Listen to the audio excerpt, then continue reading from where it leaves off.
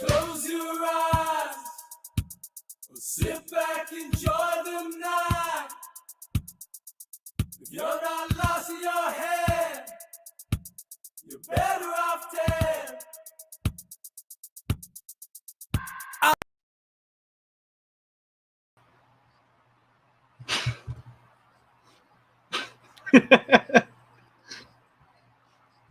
Have to watch, it's a little late, that's okay. Bit of a short intro. Sit back, enjoy the night. If you're not lost in your head, you're better off dead. In the year, in the month, in the day, in the moment it started. Was a boy, now a man, still a kid, ignorance departed. Now I know we're just running around, pretending we got places to be.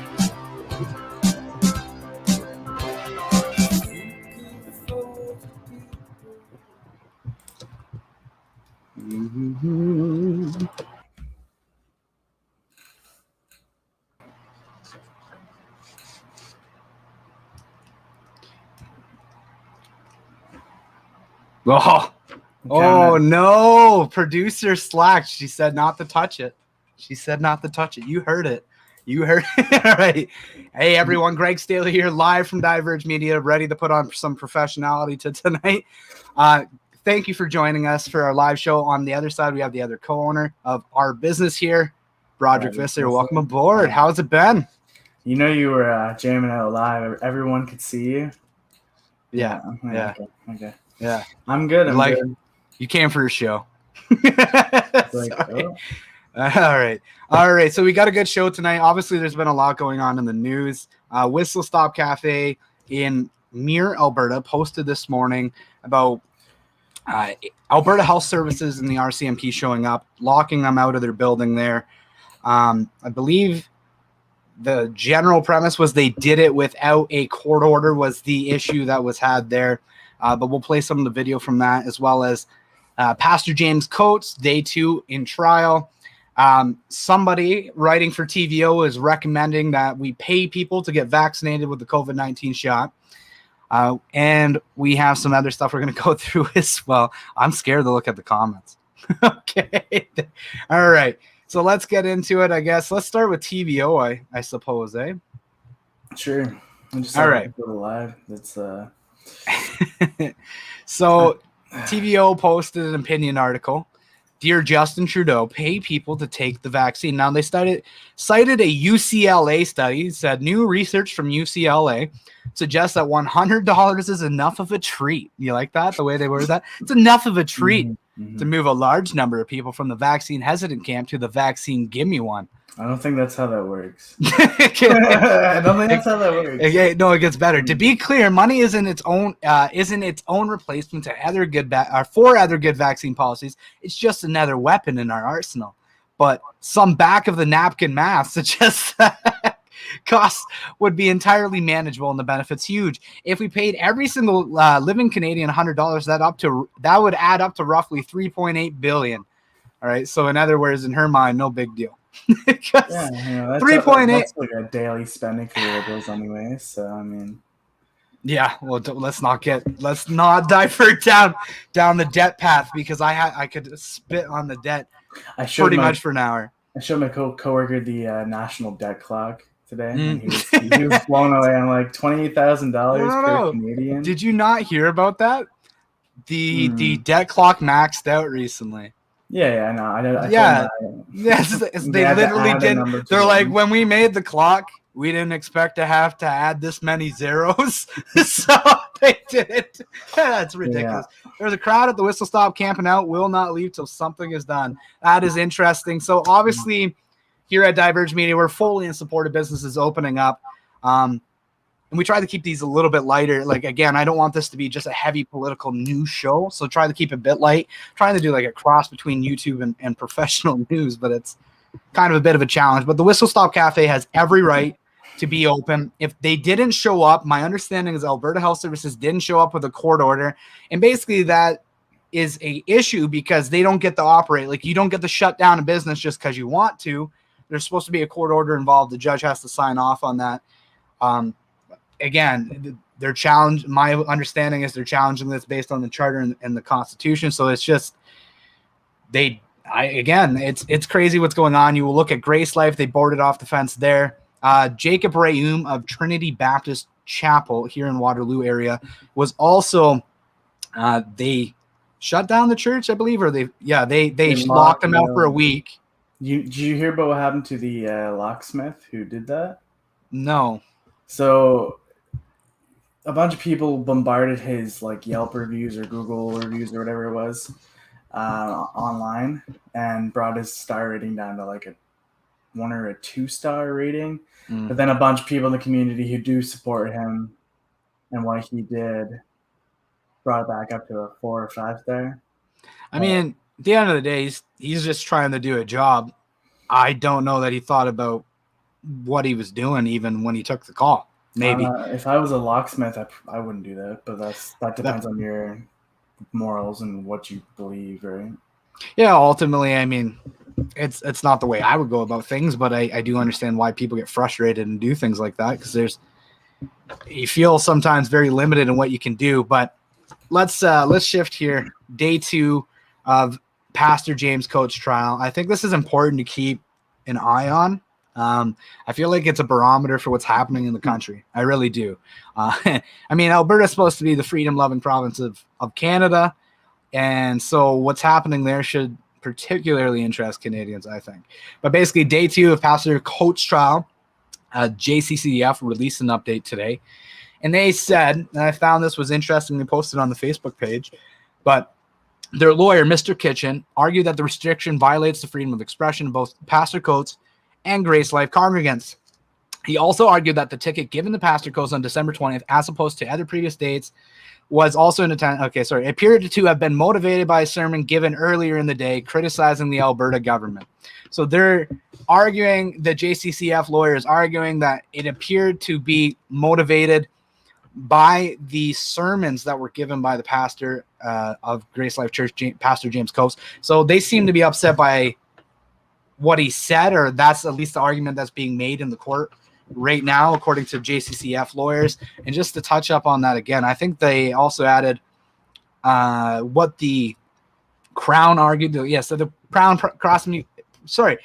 prosecutor then made her argument, mentioning that the government did allow singing at one point last year, claiming that the church could worship adequately online. They just had to modify their behavior a bit, she said, and they could have had many services. Mr. Gray replied, the Crown's insistence that the congregation could have proceeded with these charter limitations sounds to me like an admission by the Crown that there were limits placed on their freedom. So they have to go through and determine 3 legal issues.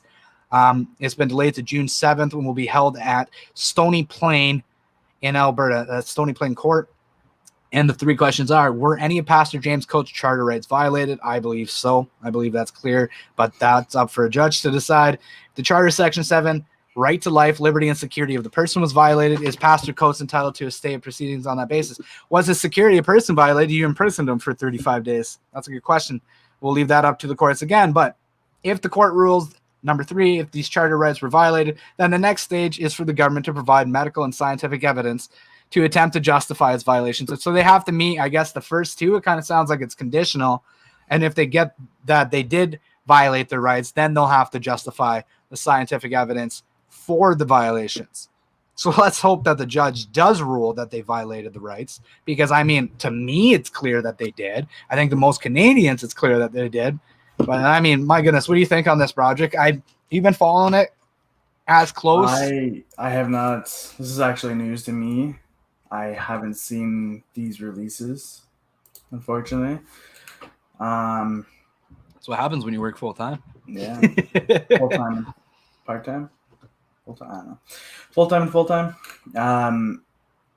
Do you think they're gonna try to? Do you think the government's gonna try to find a way to weasel their way out of answering those tough questions on the Well, I mean, ultimately, of scientific course, part? if you don't have to answer questions, you don't answer questions. It doesn't mean they should be granted it, and it doesn't mean a judge will give it to them. But ultimately, I don't know. I'm not a legal expert. I have no idea what the courts will do there. Mhm. I'd like to, I'd like to look into it more and keep an eye on it. But ultimately, like all you can do is keep an eye on the court case and see what they're doing. I mean, I'm not a legal expert, but it's something that every Canadian needs to keep their eye on. Again, so it sounds like it's conditional. Sounds like the charter rights have to be violated, and then if they deem they were violated, then they'll have to justify the scientific evidence for the charter violations, which seems like, I guess I understand that from a legal perspective. Like, oh, you're saying I violated your rights, courts then needs to declare that the rights were violated. Obviously concerning, though, like from the outside looking in, if they don't deem that those rights were violated, I mean, that's super concerning to me as a Canadian. Like, It's all Costco has thousands, right? At the same time that this guy gets fined, there's thousands in Costco. So I like hundreds at the low end, couple hundred. So you come after a church, it's like, again, I think it's pretty clear that they were violated, and I think there's lots of comparisons you can make to indicate that. But who knows? And I'm nervous about it. Like, I'm actually nervous as a Canadian watching this to see what the decision will be. It seems as though in most court cases they just keep kicking it down the road, and I don't know what's going to happen here, but I hope justice is served in there.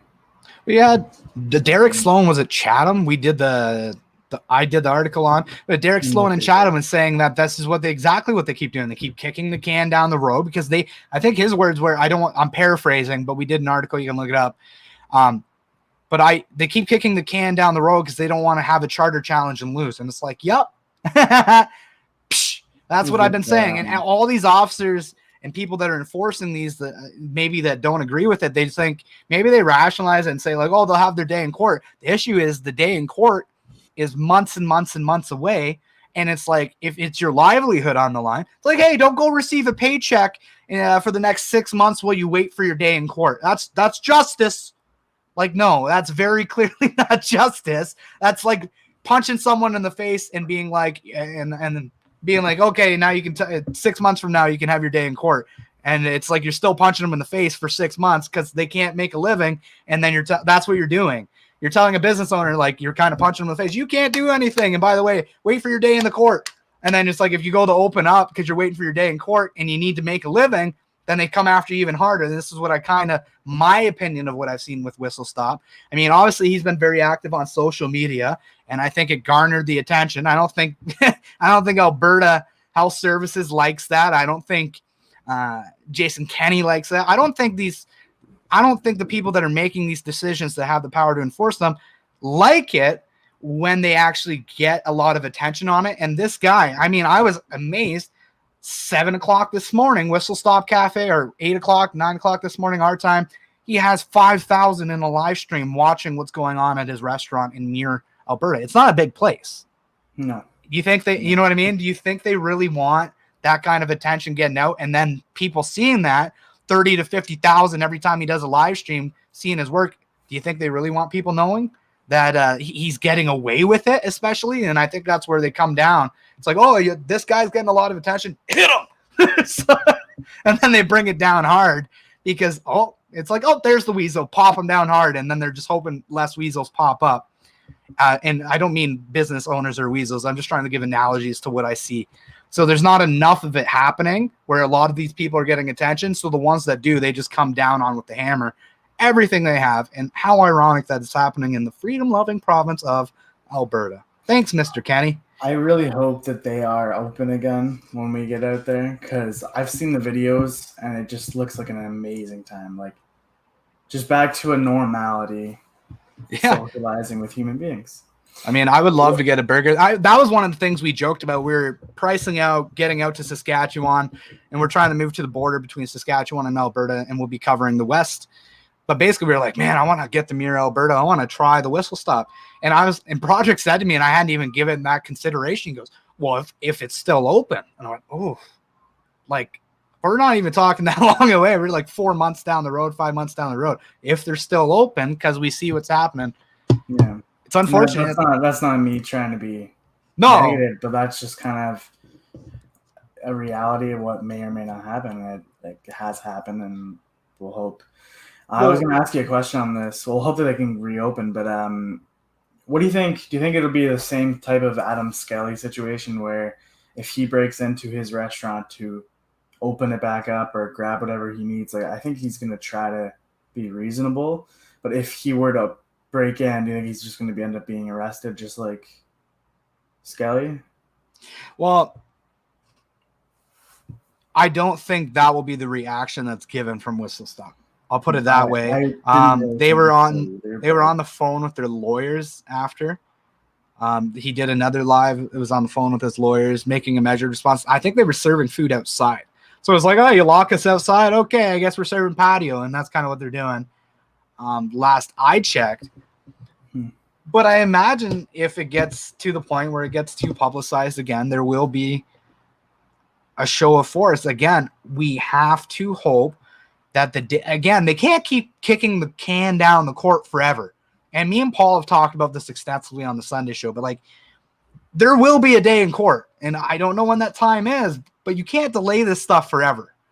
And so there is a time limit on this. But again, a lot of the people that are fighting now, I don't know if the goal is to, kick the can down the road so that they can't fight. Like basically you're punishing them with fines and different things, making it hard for them to operate business. And then, hey, you can't get in court for 6 months to hear it on a charter challenge. And again, I think it's because my opinion, the government's probably concerned about a charter challenge actually getting traction. And then they have to reevaluate all of their restrictions, all of their everything. And then I don't know that they're going to be able to justify it. Yes, he's fired up barbecues within an hour. There you go. There you go. The saying is what justice delayed is justice unserved. The justice delayed is justice denied. Yeah. John Carpe of the Justice Center said that, referring to this actually, when they didn't have to give the scientific evidence. All right, let's continue on here. We had all sorts of fun articles today. What was this? Yeah, let's talk about the shifting goalpost in Canadian politics. All right, Ontario outdoor recreational facilities to stay closed until COVID-19 cases drop, says Christine Elliott. All right, Health Minister Christine Elliott said, currently the province has no timelines for the reopening of facilities such as tennis courts and golf courses. Golf! That sport that's outside and you're distanced and like maybe 2 to 4 people play at a time? Yeah, that one. Have you been following what's been happening in Tillsburg? Yeah, 10 million plus in fines, and they keep fining all the golfers that go. Yeah, and they actually closed now. Did they? Yeah. They were donating all the proceeds to local charities to help with supports of the impacts of lockdowns. So I don't know. Who knows? You'd have to reach out to them to get their side of things. I wouldn't want to put words in their mouth. But yeah, they basically said, for right now, sorry, let me finish this here. Where is it? Sorry. She also said COVID-19 hospitalizations and patients in intensive care would have to go down, and a backlog of surgeries would have to be worked through before the ban on outdoor sports and other restrictions can be lifted. All right. So there isn't an exact rate or time. We're going to hey, I know we said, right? I know we said when the cases started to drop, we could get outdoor sports back. But we canceled surgeries because of that. And so now because we canceled surgeries, we're going to delay that again, kick the can further down the road. You're going to enjoy lockdown a little bit longer because just a little bit longer. That's what's going on. Jeez. So they literally say now we got to go through the backlog of surgeries that they helped create by restricting access to healthcare through COVID restrictions. And now so they're going to kick that down the road, and it's your fault again, Broderick. My fault. Yeah. Yeah. Just 2 more weeks. 2 more weeks. All right. Well, and on the same time, within the last 24 hours, Alberta 2020 ICU numbers, lowest in 5 years, released by the Justice Center, obtained through a Freedom of Information and Protection of Privacy Act. It's like an FOI here, but Alberta's version. Shows that Alberta ICUs were at their lowest capacity in 5 years in 2020. Less than 24 hours ago, they released that they were hearing from staff in Calgary, one at a hospital in Calgary, one in Edmonton, stating that they're near empty. Alberta Health Services obtained by the Justice Service show the hospital ICUs in 2020 were at their lowest level of usage since 2015. So they released that. Here's the Freedom of Information request, but it's 22,409. Now, mind you, they might have canceled some surgeries, but I talked about this in our hospital opinion article. Basically, they've been overrun all the time, and now they dialed back the cancer, the surgeries and different things like that. And that's not new. They've actually had to cancel surgeries and things like that in the past, but they dialed it back. And now every time you approach 100%, because we always operate at 100% or plus capacity for many of our major city hospitals. Well, now it's a story. Every time you reach 100% capacity, it's a story. Because, it's COVID that's overwhelming it, of course. It's not my fault. It hasn't been like this for 20, 30 years. It hasn't been overrun and lack of doctors, lack of nurses, lack of, you know what I mean? Lack of hospital capacity. Like, if you go from 26 and have, like, then 31 beds, congratulations, you pat yourself on the back, you created 5 beds. That doesn't really help your surge capacity when you actually need those things. And this has kind of been the history of healthcare in Canada. Every flu season, there's hospitals in the GTA, hospitals in Montreal, hospitals in Edmonton and Calgary, hospitals in BC that become overwhelmed. 130, 140% capacity sometime. The CBC pointed out January to June of 2019, hospitals were overrun. Some ran at over 100% capacity for that entire time. Canada. Unfortunately, I remember average weight. Let's get your comments on this. I don't know if you've ever had to go to Emerge. But I broke my ankle one time, had surgery on it, metal plates, 6 screws, and I remember no pain medication, just sitting in a hospital hallway waiting to go into surgery. The hospital surgeon came out 2 or 3 times, I can't remember, and said, listen, now their surgery came up that I have to attend to. Sorry, but you're going to have to wait here. And I waited 6 hours, no pain medication, my ankle ballooned all up, snapped, waiting to get into surgery. That was my experience years ago. Did it get better? I was at the Grand River Hospital sometime late last year, I think it was. I remember that it was a cyst or something on my neck that ended up getting so bad it was causing me shoulder issues and back pain because it was pushing on something in my back. I don't know what the whole sounds like such an old man problem. But It was quite large, not too bad, and I ended up going to the hospital, and they did a little surgery and numbed it and stitched me back up. But I got there probably around like 5-6 p.m. Yeah, and then I got out by just before 1 o'clock in the morning. So they brought me into a room and they had me wait there for a while, and then a doctor came in, checked me out. Then he left. Half an hour later, he came back, did the surgery. Then he left. And then I was waiting on a nurse or somebody to give me a prescription or I don't even know if they filled the prescription there. I don't think they do that. But they gave me a prescription for the antibiotics, and I was on my way. But I had to wait for somebody to, like, release me. For like a half hour, and I was just sitting there. I fell asleep in the waiting room because I was so tired and so late. But. Do you want to look up that story about Randy Hillier they're talking about, what do they want to get rid of him under the some act or something they're trying to get rid of? And in the meantime, I'll go through an opinion article I did today. The Kingston City Council unanimously votes to condemn MPP's actions. Yes. Okay. All right. Okay, so from Today Opinion, the Ontario Science Table recommends manipulating you to follow COVID restrictions. So Roman Baber talked about this in the House on April 26th.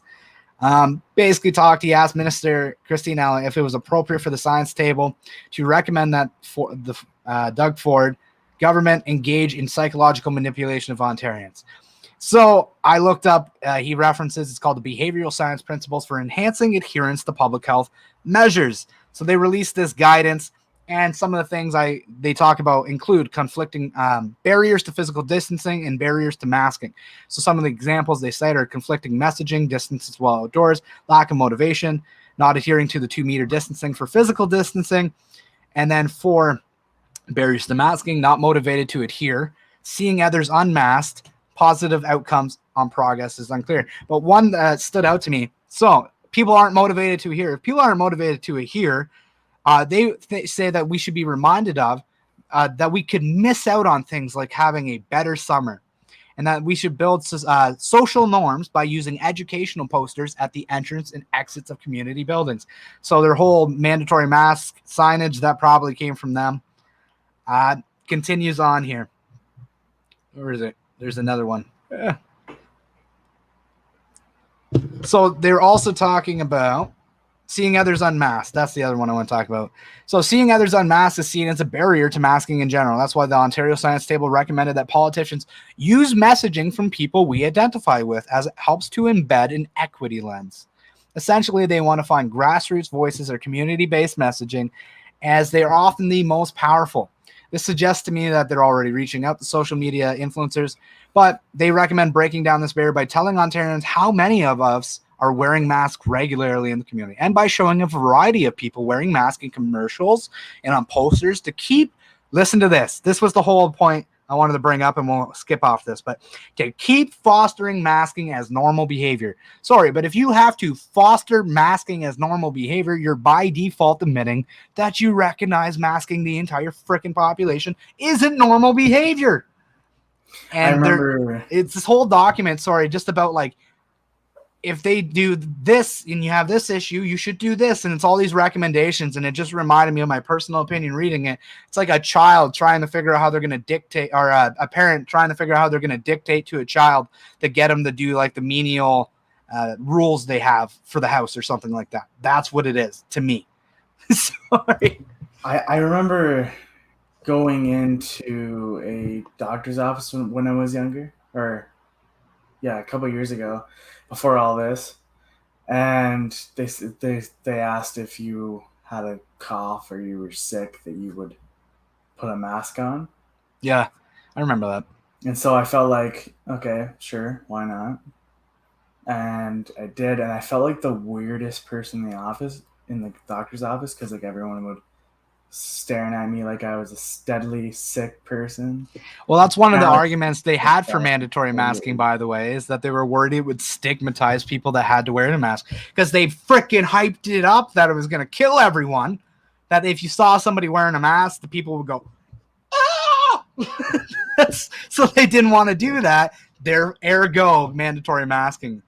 That's not the sole reason, they'll say, but I mean, these are some of the factors that played in. And but yeah, I highly recommend go through the opinion article and just see some of the references. You can go through the actual behavioral adherence report itself and then kind of figure it out from there what they're recommending. It's kind of crazy to think that.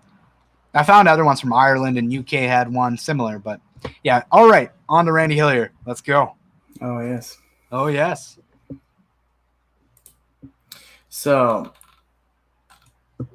they want to condemn him for his actions. They put a little video here of him speaking at a protest or gathering of some sort.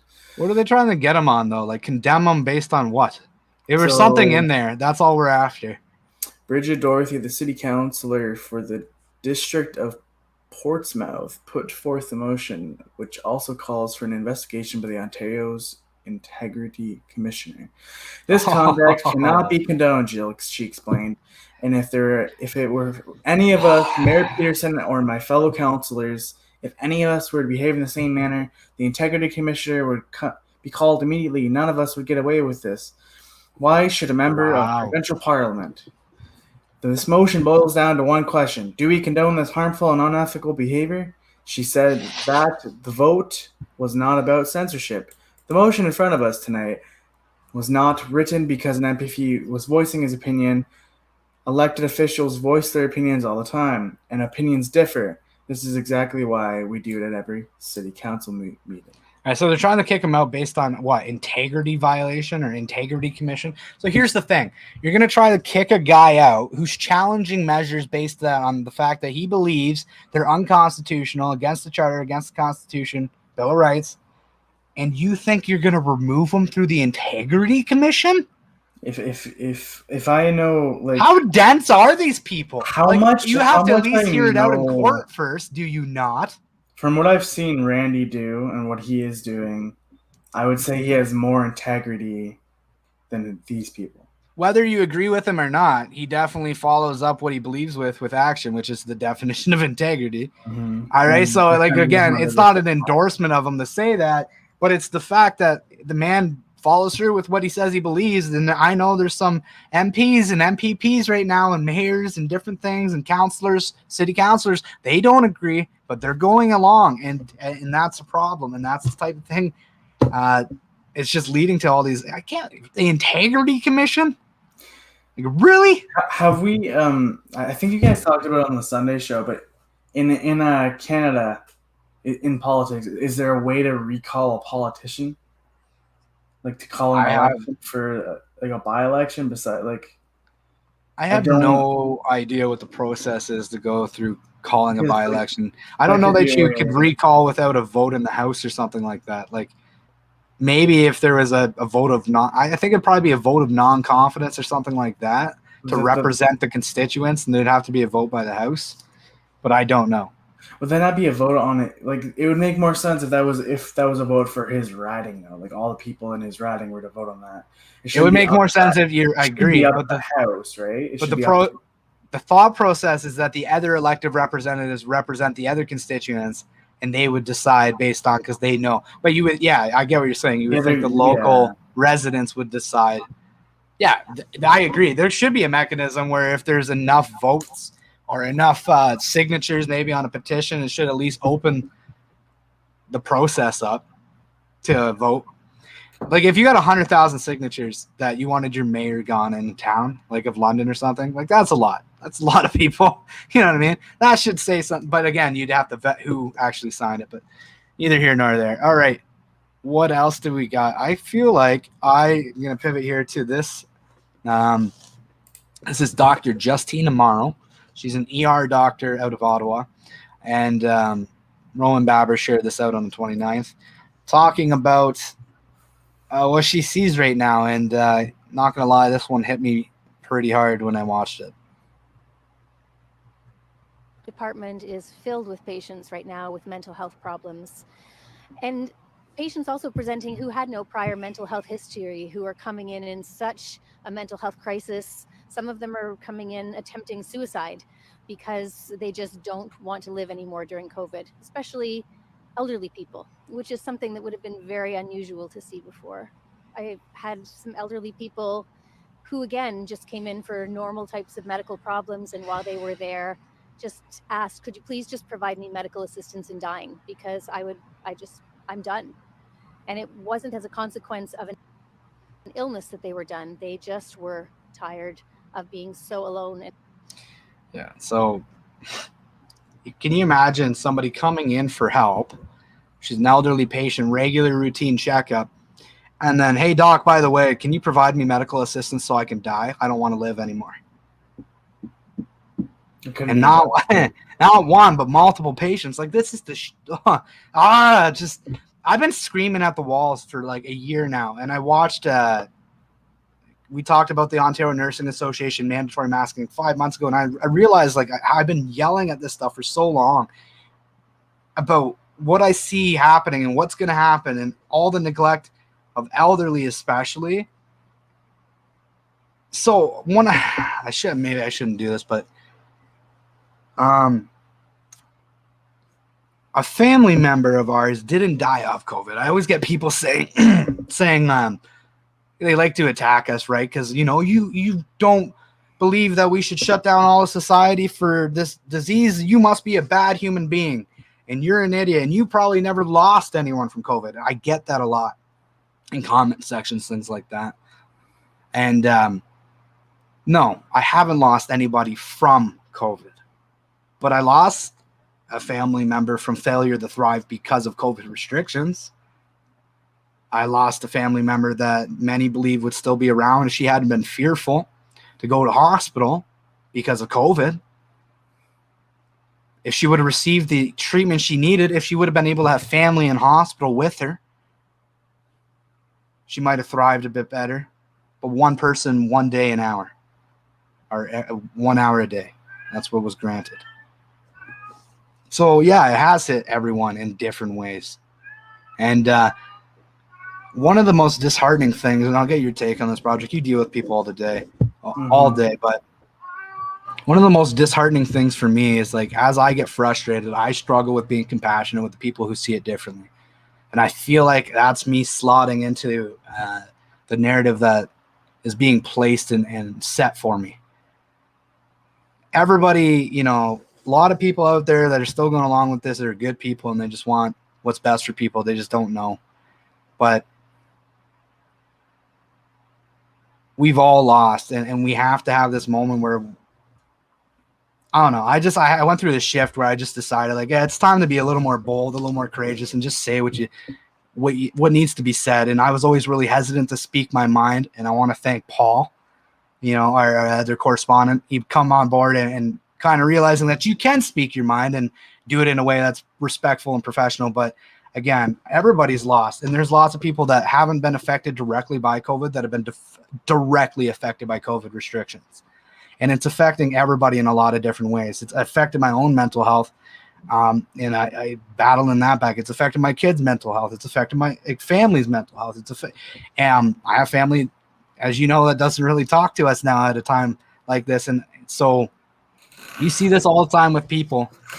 Mm-hmm. Have you seen anything shift with anyone, or is it just people are they just accepting it at this point? Because it feels to me like it's kind of like we're getting beat up and people are like, please just stop beating me up.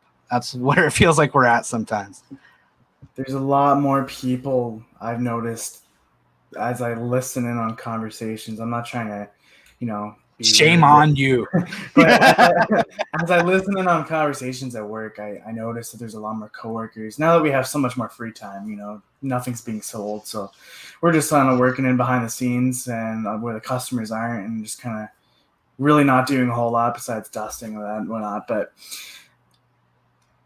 I find I've listened in on a lot more conversations and I've joined them, that there's more people, even some in their 40s, 50s, who don't want the vaccine.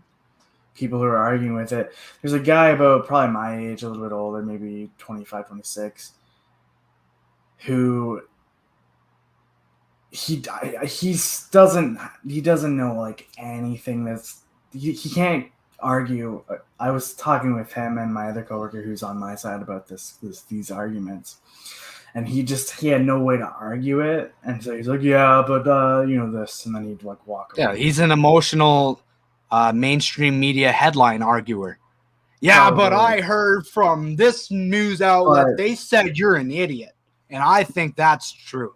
But there's a lot of people that I meet that I know before were much different, that I think are beginning to be like, what is happening? Like what truly is going on in this world? And there's people who I'm very dearly close with in my life, and they just think, oh, the vaccines and then it'll be over. And they've been hearing what I've been saying. They've been hearing what I've been talking about for months. But they don't seem to grasp the fact that this isn't going to end soon. It's willful ignorance. I don't know, man. There's more people that I think are just willing to get the vaccine if that means things will end. But it won't. I'm hearing people talk about it every day at work now. Oh, when did you get your vaccines appointment scheduled? Oh, it's May this whenever. It's May and I'm just sitting there like, no, I don't have them. Yeah. A lot of people will get it if they think it's going to get them back to normal. The issue is it's going to be another annual influenza shot. Oh, sorry, guys, the variants changed. We got to reevaluate. It's not, so now you got this old vaccine that is making the spike proteins of an old virus, and then they want to add in a new one and a new one. And again, it's just like, how many times are we going to do that? But this is kind of what they seem to be leaning towards. And I'm just hoping, like from a personal standpoint, I want to hold out long enough till sanity returns to society. I keep talking to people. We keep speaking about the facts, keep speaking about how we feel about it, and try to give voice to other people so that they can share this stuff around and feel like they have a voice. But at the end of the day, I feel like, people think this is going to get them out, but it's not. It's just another dangle of the carrot. It's the manipulation tactics to get adherence to masking. It's the manipulation tactics to get adherence to physical distancing. And it's the same thing. It's the adherence tactics to get people to uptake the vaccine. Hey, oh, you like that? Oh, you like that? Oh, a little bit of freedom? Oh, psych! They're just doing the Toro thing. But that's basically what it is. They're dangling a carrot of freedom in front of people just so they can pull the carpet out from them. And I fully suspect nothing will change. Even if 75% of the population got vaccinated, like Tam said, if everybody went out and got vaccinated tomorrow and they had 90% of the population, they would still find reasons. Oh, there's been an outbreak here and we're concerned about variant XYZ from the future. Like, whatever. It's truly sad because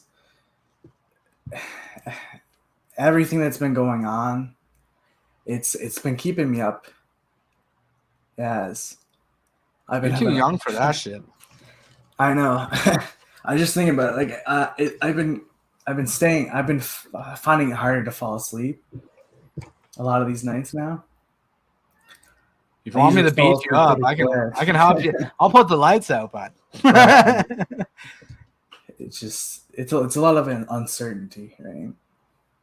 Well, I think at your age, being young and then coming into something that just feels so uncertain. I mean, at the end of the day, I don't know. I don't know what's going to happen. I'm going to keep fighting for what I know is good policy, good things to do as a country. But yeah, I feel you right there. I got kids, man. I got 3 kids and 1 on the way, and I think about this stuff all the time. And sometimes I feel like I'm yelling at an echo chamber. And I look at, like, I obsess about the numbers on our website. I'm like, are we reaching people? Like, I'm not taking paycheck, really. I'm not making any money, really, for the most part. And I'm working every day. And sometimes I'm like, man, is it worth it? I ask that all the time. I just have to, if it's the right thing to do. And it's like all these conversations you remember we had behind closed doors. I'll be right back.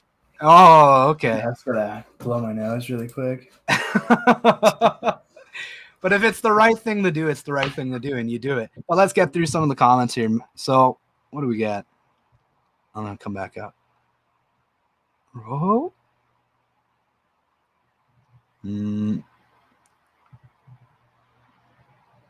All right, what do we got? Alberta government is cutting off disability funding for disabled. Not sure about that. I'll have to look into that. If you have more information, you can send that in. Many over 50 are not wanting it. From the first lockdown, it was the beginning of this, yet called conspiracy theorist. Anyone who has a relationship with a narcissist, and then the tactics breaking down your will. Good luck, everyone. Yeah, so that was another tactic, was you're a narcissist if you were against lockdowns. I'll give you the latest argument they're giving, okay? So the latest one I heard on the radio today, for people that are beginning, because they can't ignore the lockdown numbers anymore, right? Montreal had massive turnout. They can't ignore the lockdowns anymore. So they're on the radio and they're trying to like justify this. Oh no, people are starting to ask questions. Oh no. So they're like, oh, people are turning out for lockdowns. We have to find a way to get people convinced that these are selfish hooligans again. So they're on the radio and they're chalking up all of the people being out protesting. This is AM 900 this morning in Kitchener. I don't know. But anyways, they're saying that it basically comes down to brain chemicals and people are fed up and they need that release of oxytocin. And that is why they're going out to the protest. And then they become strongly bonded because of the oxytocin release. And then it's like a hit and they need to get back. And then this oh my goodness, this is gold. Okay. The guy giving this advice goes, you need normalcy in your life, things you can look forward. Monday, me and my wife pick a concert to watch on YouTube on Friday. That's sad. And we stand in front of the TV so it feels like we're at the concert. And then he says on the radio, admittedly, this sounds a bit sad, but it does the trick. These are the people trying to tell me. The closest thing that does the trick would be if you have VR goggles on. And maybe like headphones that like sounded like, is it 5D audio or something like that? I don't know what it is. 5D audio, man, that's straight up. I don't know what it is. It's like 3D audio or something. If you search up like 3D audio, I forget what it's called, but it's something like that on YouTube. You can put headphones on and listen to it, and it sounds like the music's like going around your head. It's really cool. Oh, I know. Yeah, that's as normal as you get it to be. But I wouldn't disagree on the oxytocin thing, because I'm not saying that's the reason why people go to protest. That's not the reason. But it's like, well, I'm not denying that. I would believe there is oxytocin, because you're getting back to normalcy. You're getting to interact with people. That is a good feeling. Yep. That is something I've liked about going there to cover these protests. It's normalcy. It gives me sanity. Yeah, it's literally like, hey, you know that thing that's been a part of human society since the very beginning of time? That connection to one another, that feeling of community? You don't need that for the next 2 years. It's like, of course you're going to have a release of oxytocin when you're around like-minded people that are there upset about similar things. That's called the people with similar interest groups or with similar interests often become friends. Doesn't matter what you're out for. So if you have a common interest in these lockdowns are harming me, and that's why, by the way, in my opinion, yeah, there's probably a lot of people that have had enough, but I think a lot of people are just, they've seen the harm that the lockdowns caused, and then they realize this wasn't ending, and they've had enough. And it's not about oxytocin releases or anything chemically related in the brain. It's like, I'm going to lose my job. I'm going to lose my business. My child's starting to break down and cry for no reason. Stuff like real problems, people. They're talking, I heard on, I don't want to say the publication, they're talking about having to get child therapists to transition children back into school because of how much they messed them up. Lack of motivation to learn because they keep, oh, we're off. Oh, now you're home. Okay, now Johnny, sit down at the computer for 6 hours and you just stare at that screen and do as the teacher says. And like, this is what we've done to kids. And then, oh, now you're off. Oh, now you're back at school and you got a mask and stay distance from. Of course, it's going to mess them up. Now they're saying they need child therapists to get them back into school. The writing's on the wall. I think they're gonna try to make online education a permanent thing. I think they're gonna try to make that a permanent offering. That's my opinion. It makes zero sense. I've already written on this. It's it doesn't. It makes zero goddamn sense. Hey now. Hey now. But I have something. Sorry, go ahead. Your daughter. Yes. It still freaks me out that she knows how to message people on Facebook now. Just sending me messages every day. Yeah, I know. She gets mad. We had to tell her that she can't, and she like does her best, but it's like she tries to come up with reasons. I mean, to just message people. Like, she messaged you the other day. You responded like the day after, and you're just like, what? And she's like, oh, Uncle Project wants to talk. She's like ready to call you. I was like, oh man, I'm okay with her calling me. She can call me whenever she wants. You say that now? I'm okay with that. Just don't let her know that. No, like I love her to bits. And but she, that's where it started to hit me hard as a father. And I'm gonna transition here. We'll go to Paul Staley, our correspondent, and we'll play some of his Paul Rants video just to keep it light tonight.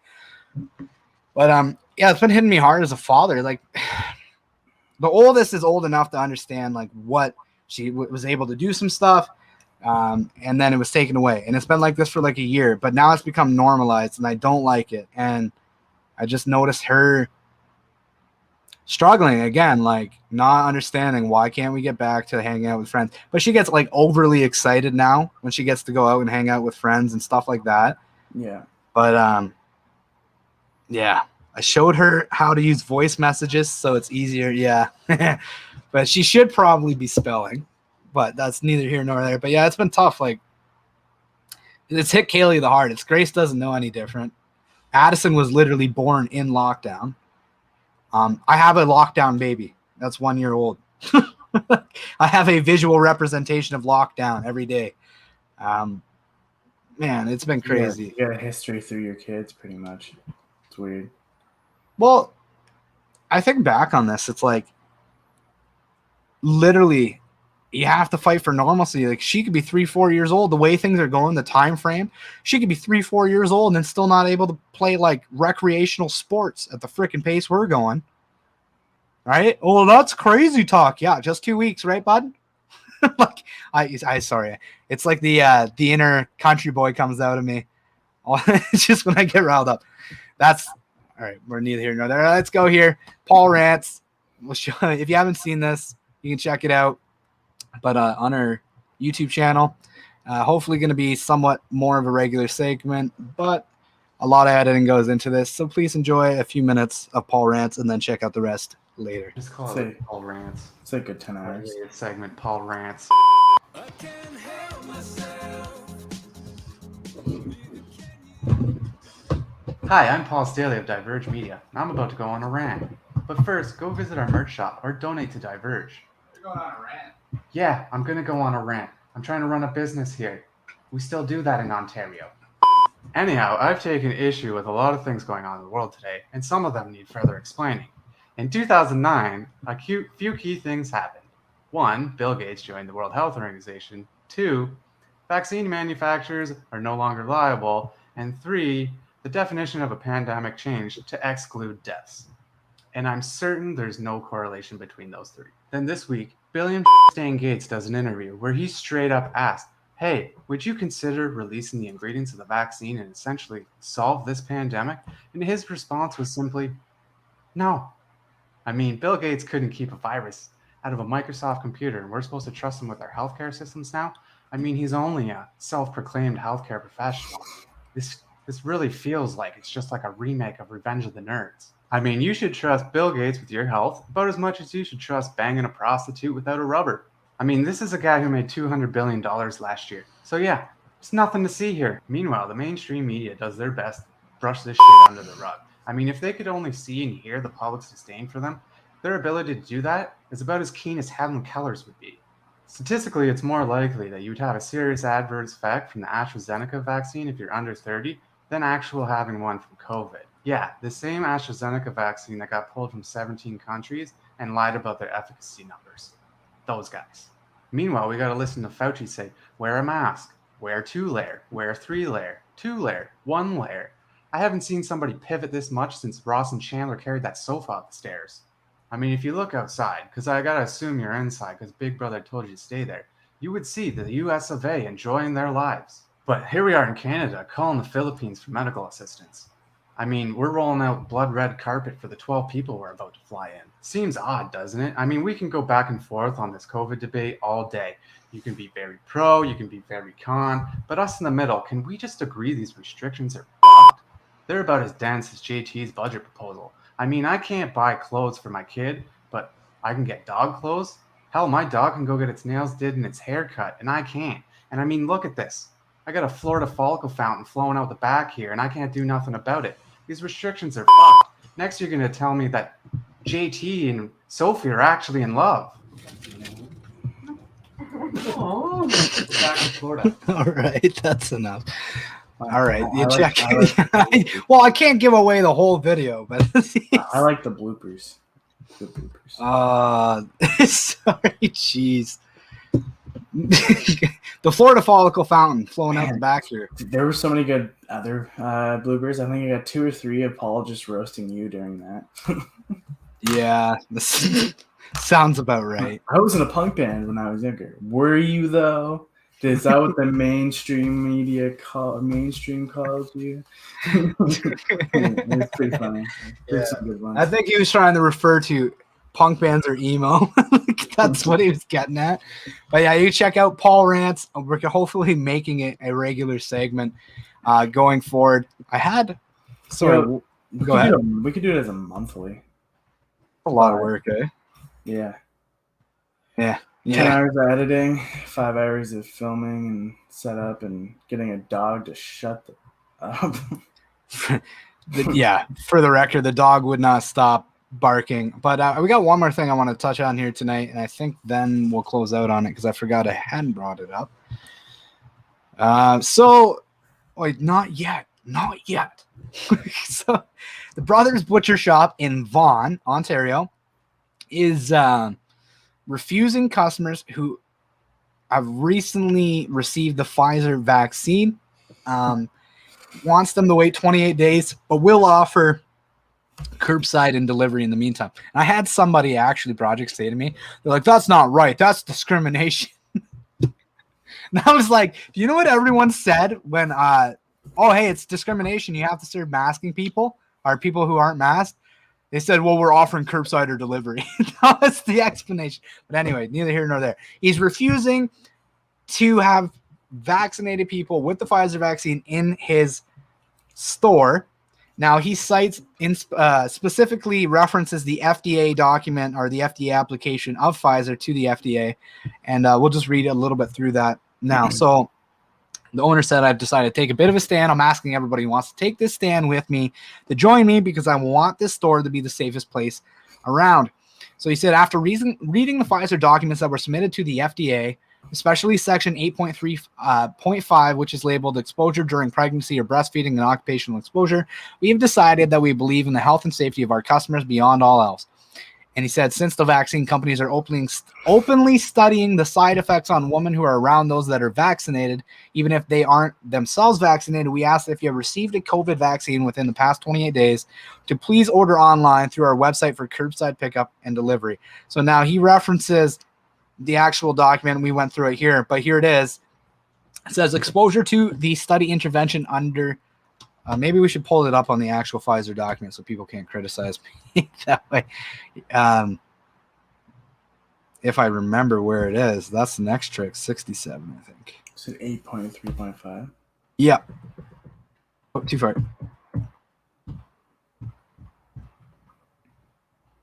Come on. Man. Where is it? Just there it is. There it is. There it is. All right. So there's a couple. There's occupational exposure. There's exposure during breastfeeding and exposure during pregnancy. So it says exposure to the study intervention under study during pregnancy or breastfeeding and occupational exposure are reportable to Pfizer safety within 24 hours of investigative awareness. So I asked the question in my article, why are you looking for a problem if it doesn't exist? It doesn't mean it's a prominent issue. Could have happened in no one, could have happened, but to me, this is the acknowledgement that it could be a possibility because they're at least tracking it. Exposure during pregnancy occurs if a female participant is found to be pregnant while receiving or after discontinuing the study intervention. A male participant who is receiving or has discontinued study intervention exposes a female partner prior to around time of conception. Female is found to be pregnant or been exposed to study intervention due to environmental exposure. And then it says these are examples of environmental exposure during pregnancy. A female family member or healthcare provider reports that she is pregnant after having been exposed to the study intervention by inhalation or skin contact. So you got pregnant after inhaling, being around, breathing the same air, or touching someone's skin that received the contact. That's considered an exposure during pregnancy that they wanted to track. That doesn't mean that there was adverse events. Just means that in the application for the study to the FDA, they were saying that we're going to follow these exposures. Okay. But here's the kicker. A male family member or healthcare provider has been exposed to the study intervention by inhaling and then exposes his female partner prior to around the time of conception. The investigator must report the exposure during pregnancy to Pfizer safety within 24 hours of the investigator's awareness, irrespective of if a serious adverse event has occurred. The initial information submitted should include, it goes on, follow-up. Where is it? It says somewhere in here. Here, is this it? Additional information may be requested by the sponsor. Further follow-up of birth outcomes will be handled. In the case of paternal exposure, the investigator will provide the participant with the pregnant release of information. The investigator must document in the source documents that his participant was given the pregnant release. Okay, so that's all fine and dandy. There's a part in here basically that says, let's go through occupational exposure. Occupational exposure occurs if a person receives unplanned direct contact with the study intervention, which may or may not lead to the occurrence of an adverse event. I'll repeat that. Why is this in a study application if there's no chance that it could occur? An occupational exposure occurs when a person receives unplanned direct contact with the study intervention, which may or may not lead to the occurrence of an AE or adverse event. Such persons may include healthcare providers, family members, and other roles that are involved in the trial's participants' care.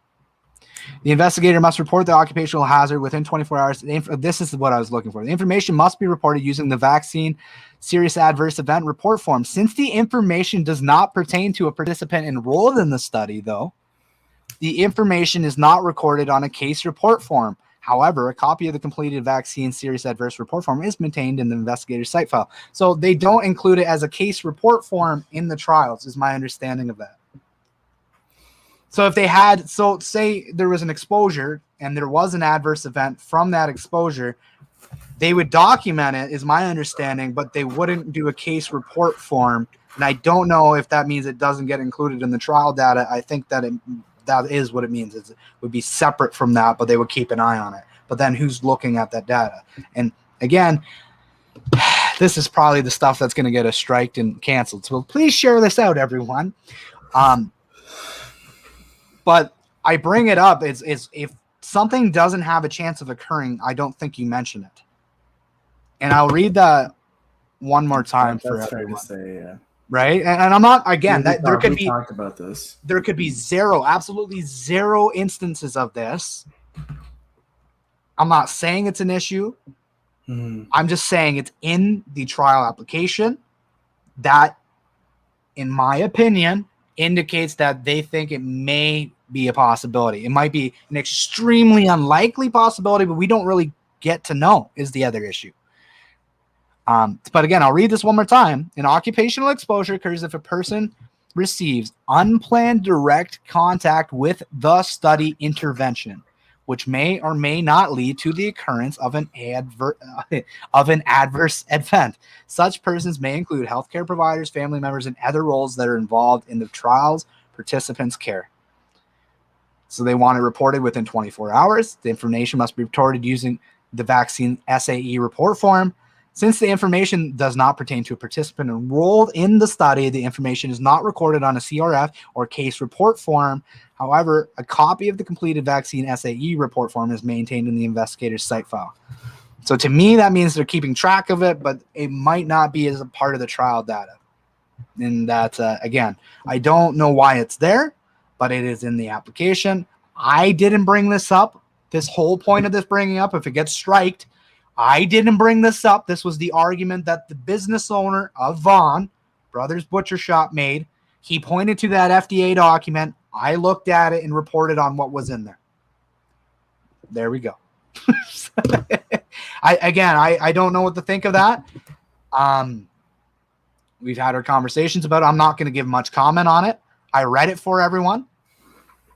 It's there. There again, I don't know why it's there. I would imagine it's probably extremely unlikely. There's no proof of any of it happening, but it's in the application, and I'll read it one more time. Just under exposure during pregnancy. They have exposure during pregnancy, exposure during breastfeeding. They want to follow these 24 hours of occupational exposure or breastfeeding or exposure during pregnancy. They wanted to report it to Pfizer Safety within 24 hours of investigator awareness. Now, this was during the initial study to get to the emergency approval of the vaccine, I believe. But again, they could have just been being super sensitive and being extra careful and oh, hey, we don't know, it's a new technology and we're going to be super careful. The issue is they brought it up and it sounds like it could be a possibility, and then that it's not even been talked. I mean, I never heard of it. And then somebody pointed out, this business owner pointed out, and I look into the Pfizer document. I'm like, because a lot of times you get this stuff, like we get conspiratorial stuff all the time. You look at it, you go, okay there, bud. This I got sent, looked through, and I don't know what to make of it still. Again, to me, it indicates that they were concerned that it could be a possibility. Does it mean it is? No. But have you heard anything about that? No. Would you ever hear anything about that? Likely not, because I think if there was even the realm of possibility in people's minds that they could harm somebody that didn't make the decision that they love or care about, or if there was even the possibility, I think there would be too much backlash and the vaccine trust would dissipate, and therefore they won't do it. They just won't bring it up. But I don't know what else. Everybody's seen it there. We posted on it. Yeah, we posted on it today, didn't we? No, this week. You can check it out. Some businesses are refusing COVID vaccinated individuals in-person service. I give a couple references. Again, the owner of Brothers Butcher Shop in Vaughan brought up this document, and I go through some of the concerns in the document as well that he brought up. So I don't know. I don't want to read into that too much. I don't want to say too much because we don't know. But it's there, and now you know. Mm-hmm. Yeah. He's like, navigate the landmines. Is there any of those passing on possibilities in any other shots? Yeah, that was the question I had. And those are the right questions to ask, Deborah. Is like, again, maybe this is, I'd have to, if we're going to make an accurate assessment, again, take this all with a grain of salt. But if you're going to make an accurate assessment, are they concerned about viral shedding with like a flu shot potentially? I don't know. To me, that seems odd, but it could very well be a part of every study. I don't know. Or it could be just a part of this study because it was new and they're being extra cautious and it never happened. We don't know, though, because I don't think that's included as a case report form, a part of the trial. Do you think you could look back at, did they test swine flu vaccines? Are those available? I'm That sure could be something to look into, obviously, but I'm sure with my wicked research skills, I can find the document that needs to be found to make that comparison. I guess I should. That will be the next thing. So I'll look into that to see if that is another comparison that's brought up in other trials. But my gut feeling is that I don't think so. At least I've never heard of that. Like, yeah, I don't know, exposure. Well, you do that. I just wanted to highlight the article I put out this evening. A gentleman from Stratford, Ontario, who has been diagnosed with how to pronounce it, ankylosing spondylitis. It's a form of arthritis with inflammation in the joints. He has it in his, I believe he said his neck. It's made his neck permanently fuse, and he has that. It's an autoimmune disorder. The man is waiting for his cancer screening because he cannot get it. He had a thyroid cancer screening booked and it got canceled, and now he's essentially just waiting for Doug Ford to schedule it. But and our rights and freedoms are being grossly violated, all for a virus that has a 99.8% survival rate with no no scientific backing. It's horrendous. So I have to now sit here and wait for Doug Ford to decide when he's going to book my cancer appointment. Why?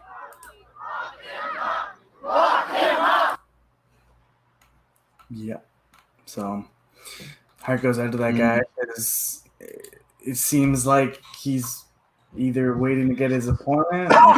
He may or may not have cancer, but he could be dying and he doesn't even know it. It's sad. It's a lot of cancer screenings missed, a lot of things like that where the health consequences aren't going to be known for years. On that topic that we're on, that there's been myths of shedding. Like, I guess that would be what this would be, kind of, is like worried about shedding. It could affect non-vaccinated people. There's been like rumors of that with other vaccines, but they've all been struck down. It's my understanding. But yeah, you'd have to look to know. Again, that's not what we're looking for. We're just looking, are they actually looking for that in other studies? So that'll be something I have to find a few studies to try to understand. Yeah, if that's happening in other places. But you know, his situation's an example of what's going on all over Canada right now. People missing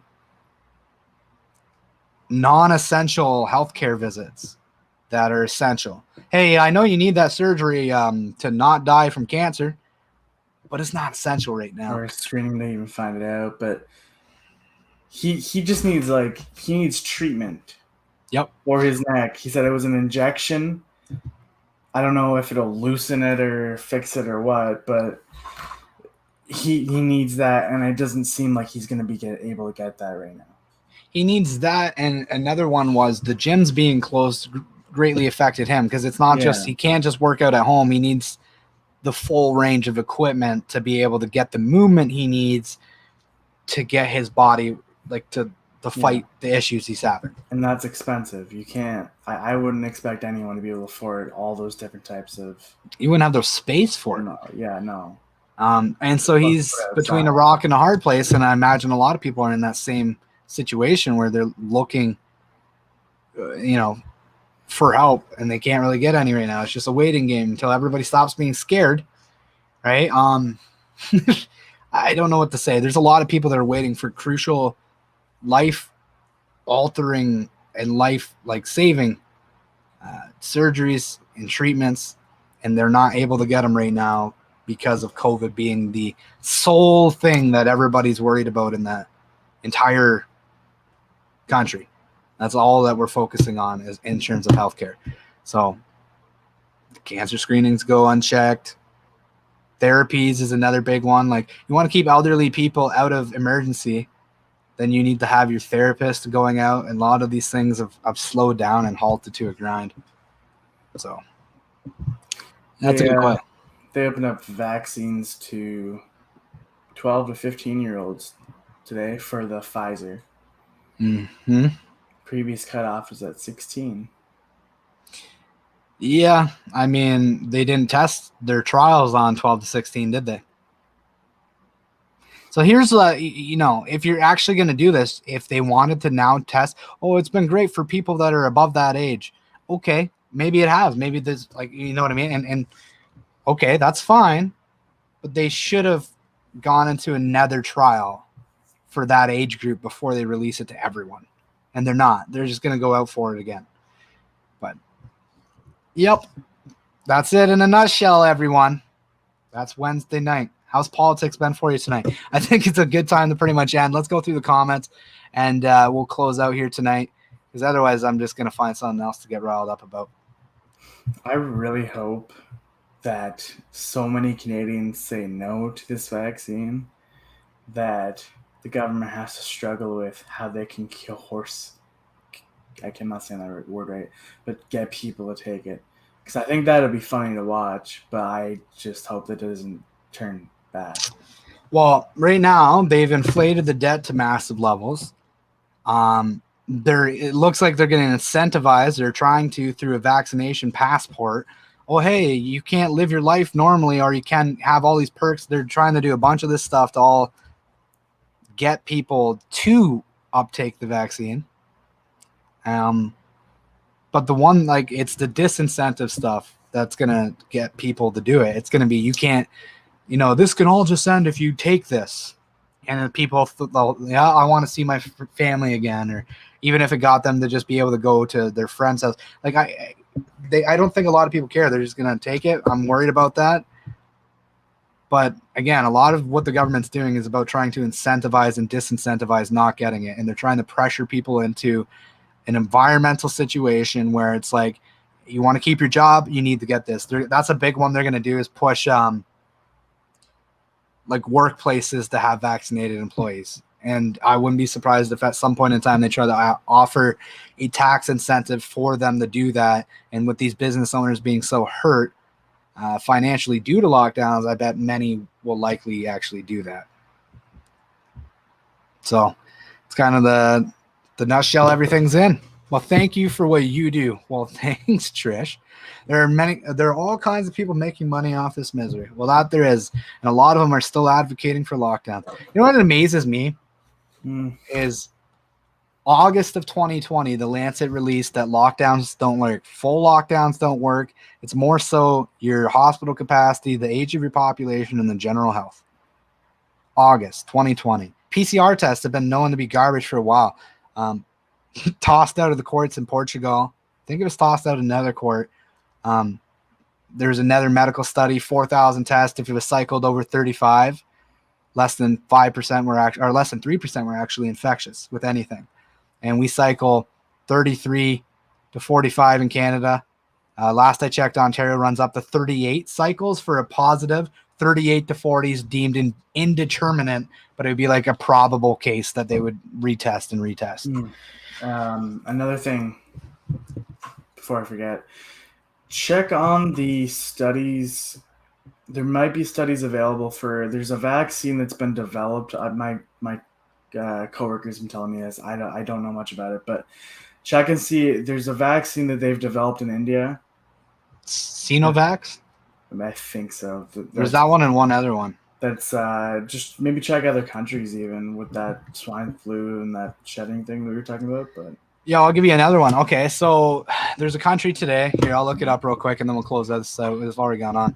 Smallest or most vaccinated country outbreak.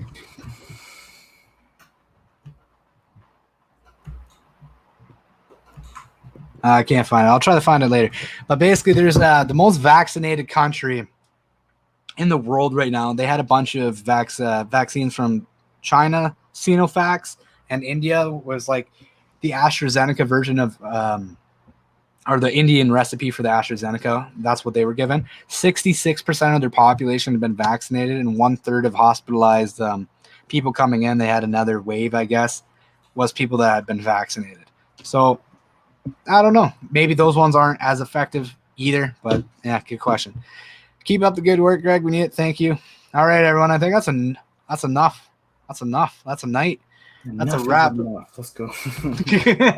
Yo, B, wrap it up. You remember the button is the music to play people off like the Oscars when somebody talks too long?